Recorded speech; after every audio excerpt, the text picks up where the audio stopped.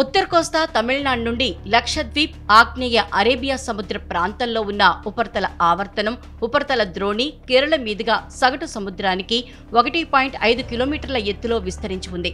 ఆంధ్రప్రదేశ్ యానాంలో దిగువ ట్రోపో ఆవరణంలో ఆగ్నేయ దిశగా గాలులు వీస్తున్నాయి. వీటి ప్రభావంతో ఏపీలోని పలు ప్రాంతాల్లో బుధవారం ఓ మోస్తరు భారీ వర్షాలు కురుస్తాయని వాతావరణ శాఖ వెల్లడించింది. బుధ, గురు, శుక్రవారాల్లో ఉత్తర కోస్తా ఆంధ్రప్రదేశ్ యానాంలో తేలికపాటి నుండి ఒక మోస్తరు వర్షాలు లేదా కొన్ని చోట్ల ఉరుములతో కూడిన జల్లులు కురిసే అవకాశం ఉంది. ఇటు దక్షిణ కోస్తాంధ్రప్రదేశ్, రాయలసీమలో కూడా 3 రోజులు తేలికపాటి నుంచి ఓ మోస్తరు వర్షాలు కురుస్తాయని వాతావరణ శాఖ అధికారులు వెల్లడించారు. రైతులు అప్రమత్తంగా ఉండాలని సూచించారు. మరోవైపు రాష్ట్రంలోని కొన్ని జిల్లాల్లో వేడి వాతావరణం కొనసాగుతోంది.